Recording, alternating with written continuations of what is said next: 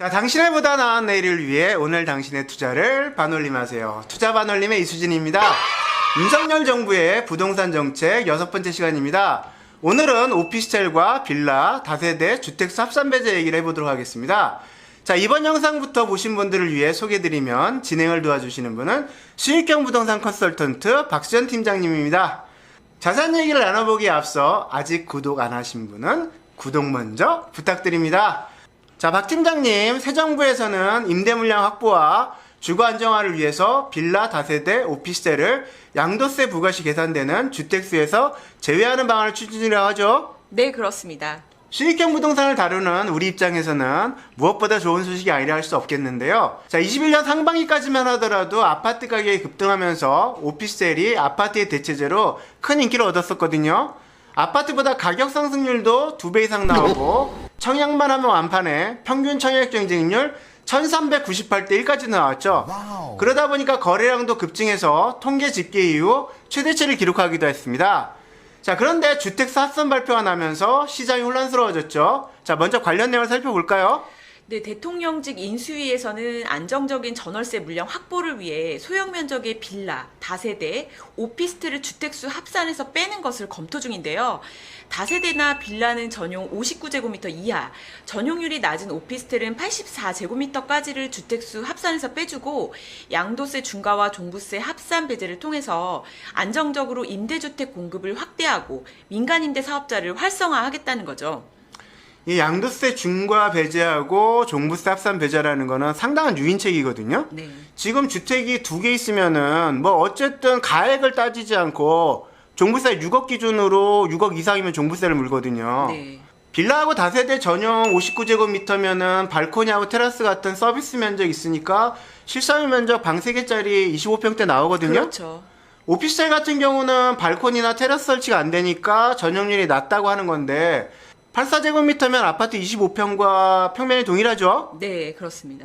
그 정도면 3인 가족뿐만 아니라 4인 가족도 크게 불편하지 않을 정도는 될 겁니다. 요즘은 안목지수 적용되고 해갖고 예전보다 평면이 더 크게 나오거든요. 네. 자, 정책 목적은 민간임대 사업자를 활성화시키겠다는 건데 그간 민간임대 사업자 제도 어떻게 진행됐는지 먼저 한번 짚어볼까요? 네, 현재 임차 가구는 약 816만 가구이며 이중 공공임대와 등록 민간임대는 약 40%인데요. 등록임대 사업자는 임대료 증액이 5%로 제한이 되어 있어서 서민들이 장기간 안정적으로 거주하기에 부담이 적습니다.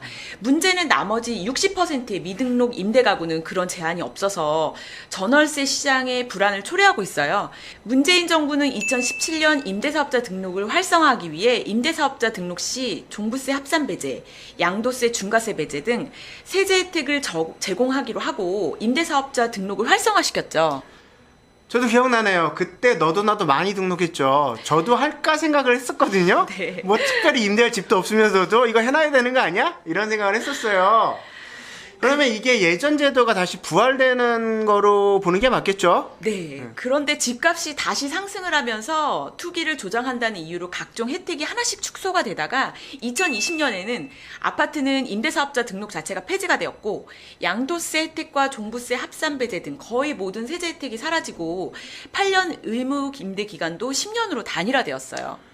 그 사실 지금 같아서는 주택임대사업자를 낼 필요가 없다고 봐야 되죠. 혜택은 없고 5% 의무율만 남았으니까요. 자, 임대주택 의무 임대기간도 변화가 있나요?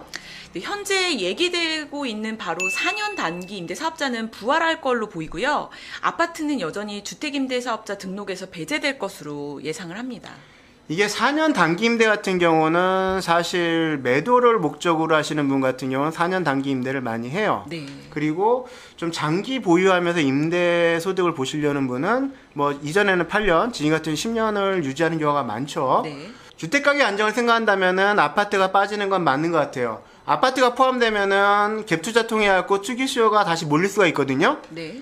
어쨌든 소형 빌라나 오피스텔을 주택수 합산세에 뺀다는 것은 저는 꼭 필요한 조치라고 봅니다.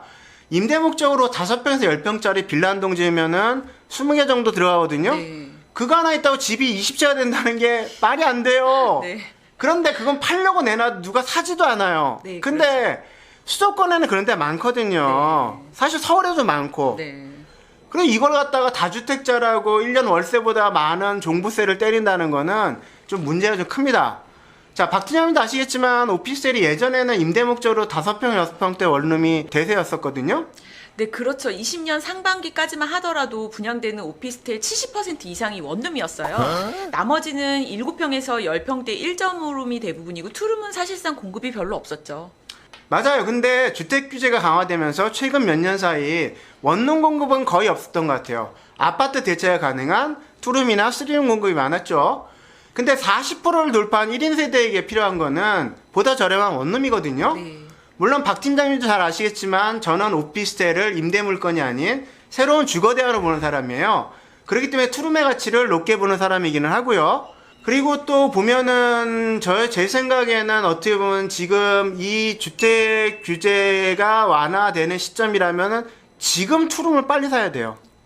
말 그대로 동의합니다. 여기서 그 부분이 그러니까 주택세에서 빠져버려야 된다면은 네. 또 원룸 짓거든요. 그렇죠. 근데 가치가 올라가는 거는 투룸이에요. 투룸이거든요. 네, 맞아요. 자, 오피스텔 시장 아직 봄은 안 온 것 같고요. 근데 빌라는 좀 어때요? 재건축 규제 완화 공약으로 아파트 시장이 다시 주목을 받자 그동안 급등했던 빌라의 매수세가 주춤하고 있는데요. 4월 28일 서울 부동산 정보광장에 따르면 서울의 다세대 연립주택 거래는 3,040건의 매매 계약이 체결되었는데요. 아직 거래 신고 기간이 끝나지 않아 좀 더 늘어날 수는 있겠지만 지난해 5월에 기록한 6,019건에 비하면 절반가량 줄어든 수치입니다. 가격도 하락세로 돌아섰고요. 지난해 10월 0.55%까지 올랐던 서울의 다세대 연립주택 매매 가격 지수 변동률은 올해 2월 마이너스 0.07%를 기록하며 내림세로 전환했습니다.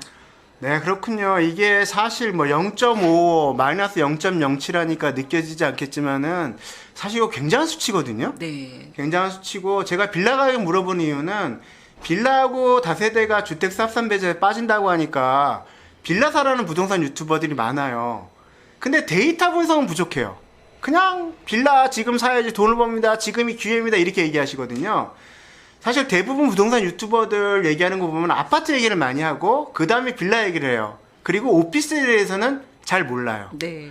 저는 빌라보다 오피스텔 가치를 높게 보는 사람이고 사실 아파트보다도 오피스텔 가치를 더 높게 보는 사람이거든요. 네. 오피스텔이 왜 새로운 주거 가치인지, 그리고 오피스텔의 장점과 오피스텔에 대한 오해, 그리고 오피스텔과 관련된 내용은 다음 방송에서 따로 다뤄보도록 하고요. 자, 윤석열 정부의 주택시장 전망에 대한 얘기는 이것으로 마치도록 하겠습니다. 자, 첫 방송인데 어떠셨어요? 네, 항상 그렇듯이 그 전문가들도 분석하기 어려운 게 부동산 시장이잖아요. 하지만 우리는 과거 정책에서 비롯한 경험에 의해 미래를 예측할 수 있다고 봅니다. 좀 더 많은 자료를 분석해서 우리 반올림 TV 시청자분들께 좋은 정보를 드려야겠다는 생각을 했습니다. 네, 아직 윤석열 정부의 부동산 정책에 대해서는 명확히 나온 게 없습니다. 지방선거 앞두고 있기도 하고 새로 법령하고 시행령이 정비되려면은 시간이 좀 더 필요하기도 하고요. 자, 제비 한 마리 날아들었다고 봄이 온 건 아니다라는 속담이 있죠. 근데 현명한 사람이라면은 한 마리 제비를 보고도 봄이 다가왔음을 알 수 있어야 됩니다. 자, 이것으로 윤석열 정부 주택시장 전망을 마치겠습니다. 이 영상이 도움되셨다면은 구독과 좋아요 부탁드리고요. 알림 설정도 해두시기 바랍니다. 자, 긴 시간 함께 해주신 박수현 팀장님 감사드리고요. 앞으로도 보다 좋은 내용과 도움되는 정보로 다시 찾아뵙겠습니다. 자, 지금까지 투자반올림 TV였습니다. 감사합니다.